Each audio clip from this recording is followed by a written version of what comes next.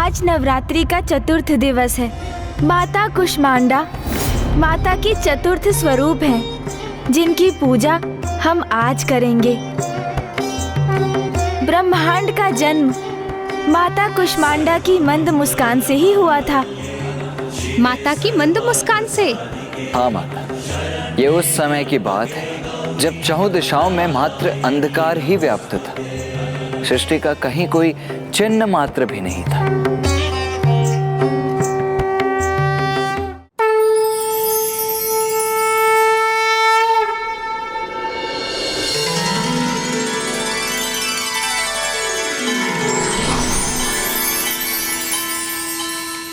चंद्र भी पूर्ण हो गया, माथे की शोभा,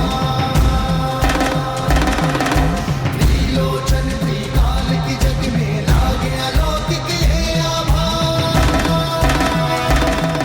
स्वामी आयुष्मान किए और नीलकंठ कहलाए,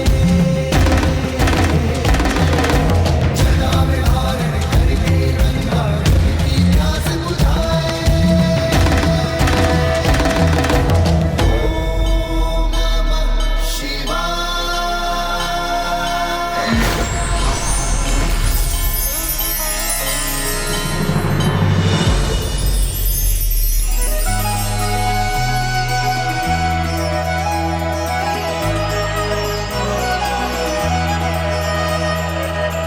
सूरज चमके माथे पर, धरती का ऐसी शोभा देखती सृष्टि, अलगता अलग फीका, ईशों के जुड़े सजाए, पृथ्वी की सारी ऊर्जा उसी कैलाशपति की।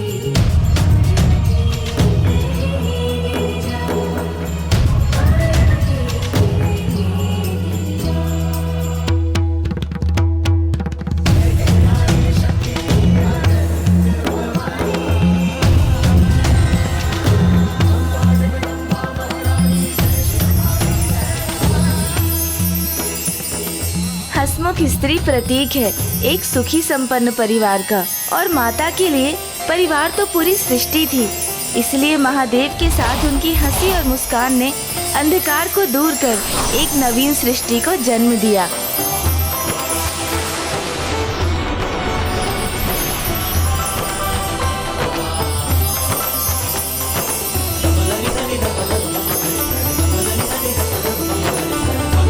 अद्भुत।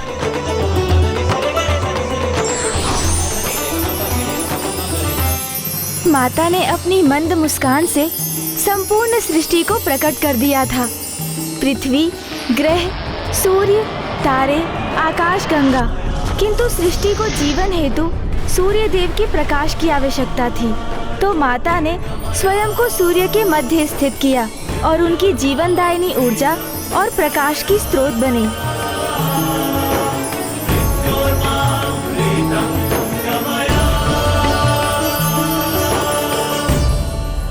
माता आदि शक्ति उन देवाधिदेव महादेव की सहचारिणी थी, जिन्हें कभी किसी के प्रति आसक्ति नहीं हुई थी। अब उन्हीं महादेव का स्नेह पाकर माता अत्यंत प्रसन्न थी, और उसी प्रसन्नता से माता के शरीर से जो दिव्य तरंगे प्रस्फुटित हुई, उसने अंधकार को दूर कर एक नवीन प्रकाशमय सृष्टि की रचना करने आरंभ कर दी।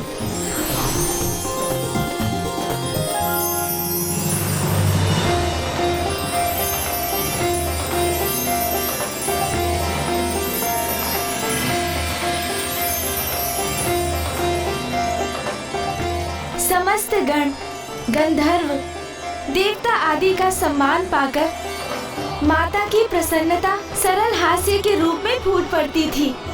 माता के उसी आनंद ने अनेकों सुंदर रंगों में रंग दिया था कैलाश को।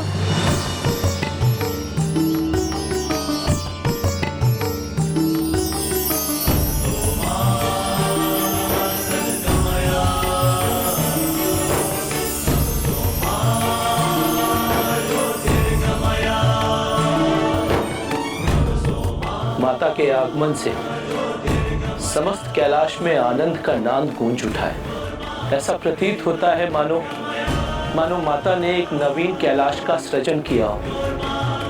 मेरी प्रभु से यही प्रार्थना है कि माता सदैव इसी प्रकार से आनंदित रहें, क्योंकि उन्हीं की प्रसन्नता के कारण ही समस्त कैलाश आनंद से झूम उठा है। माता कुष्मांडा की मुस्कुराहट इसकी भी प्रतीक है कि एक नारी की मुस्कान से ही पुरुष का संसार संपूर्णता को प्राप्त करता है। जहाँ नारी प्रसन्न होती है, वो गृह भी प्रसन्नता से परिपूर्ण होता है, और जहाँ नारी दुखी रहती है, उस गृह में सुख और चैन स्थापित नहीं होता।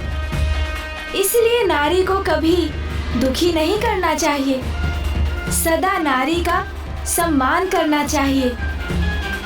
ब्राह्मण देवता, मैं तो अपने पति देव को सदा यही कहती आई हूँ कि अपनी पत्नी को सुखी रखिए, क्योंकि मैं मुस्कुराऊंगी तो राजभवन में सदा प्रसन्नता स्थापित रहेगी।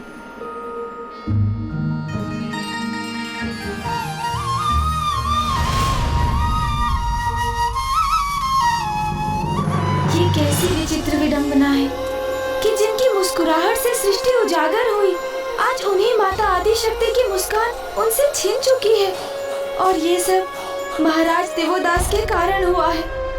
मेरी माँ प्रसन्न नहीं रहेंगी तो काशी में भी कहाँ समृद्धि हो सकेगी।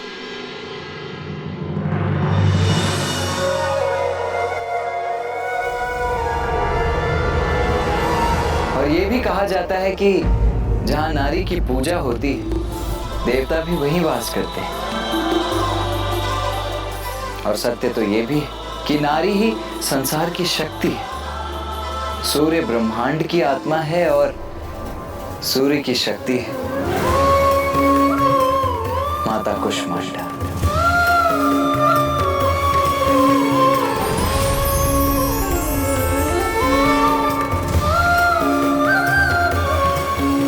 माता कुष्मांडा हृदय के चक्र में वास करती है, जिसे अनाहत चक्र भी कहा जाता है। ये तो सर्वथा उचित है कि माता कुष्मांडा सूर्य के हृदय में निवास करती हैं, इसीलिए वो समस्त ऊर्जा का स्रोत भी हैं। इसीलिए नवरात्रि के चतुर्थ दिवस पूर्ण हृदय से माता कुष्मांडा की पूजा करनी चाहिए।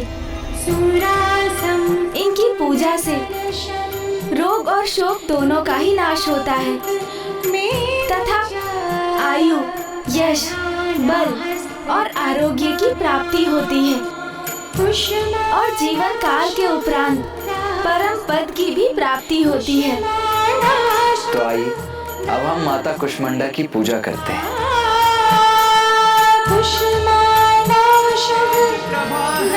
हे माता कुष्मांडा, इस ब्रह्मांड की रचना तुझसे सूर्य की उष्मा है माँ, तुझसे सूर्य की उष्मा है माँ, तुझसे सूर्य की उष्मा। यदि मुझे यहाँ राज्य करना है तो आपको यहाँ से प्रस्थान करना होगा।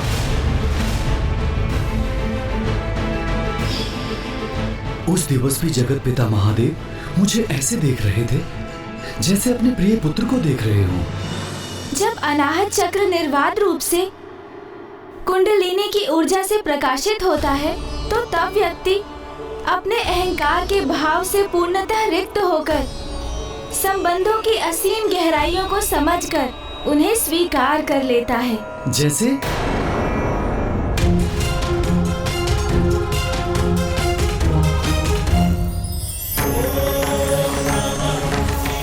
महादेव केवल ईश्वर ही नहीं, जगत पिता है। वो अहंकार से सर्वथा परे हैं। सभी चराचर जीव उनकी संतानें हैं। यदि उनकी संतान महादेव से कुछ मांग ले तो स्वयं अपार कष्ट सहकर भी वो अपनी संतान को कभी निराश नहीं करते। महादेव, महादेव। प्रतीत होता है कि अनाहत चक्र के प्रकाशित होने से आपको भी इस सत्य का स्वतः आभास हो ही गया कि वो महादेव ही तो है, जगत पिता।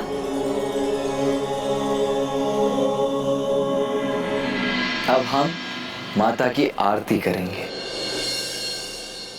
पर अद्भुत तेज प्रभा है हे माता कूष्मांडा, इस ब्रह्मांड की रचना तुझसे, तुझसे सूर्य की उष्मा है माँ, तुझसे सूर्य की उष्मा है माँ, तुझसे सूर्य की उष्मा। महाराज, माता, कल नवरात्रि का पंचम दिवस है और कल हम माता के पंचम स्वरूप स्कंद माता की कथा सुनेंगे।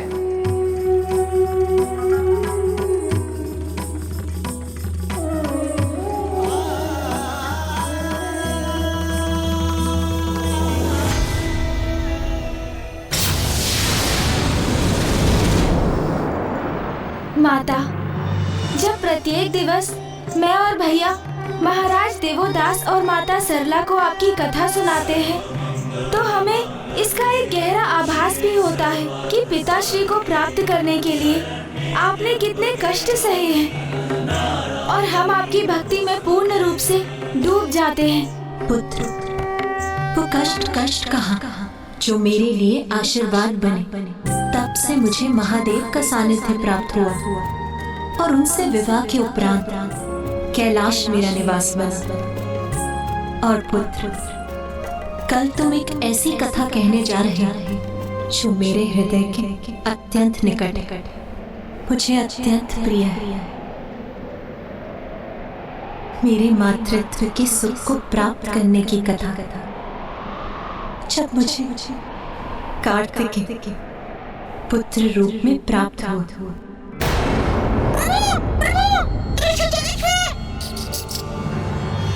क्या हुआ मूषक जी? क्या हुआ है ऋषिवर को?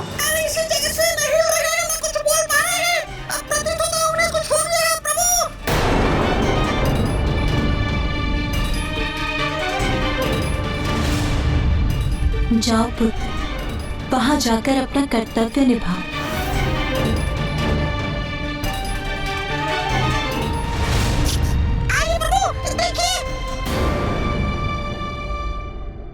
भैया, ऋषिवर के अभी प्राण शेष है, किंतु ये अस्वस्थ प्रतीत हो रहे हैं। हमें शीघ्र ही धन्वंतरी जी का आवाहन करना चाहिए। उचित है गणेश।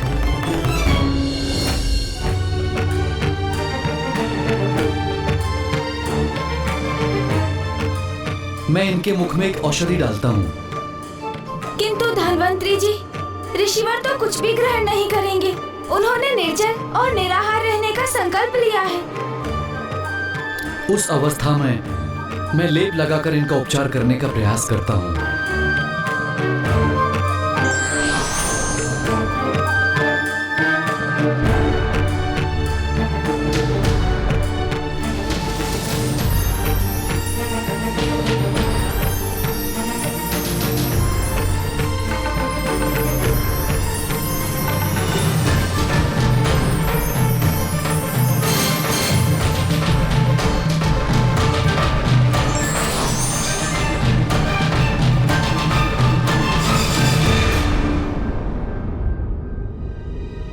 गणेश जी, कुमार कार्तिकेय जी, मैंने इन्हें लेप तो लगा दिया है, किंतु इनकी अवस्था अत्यंत गंभीर है।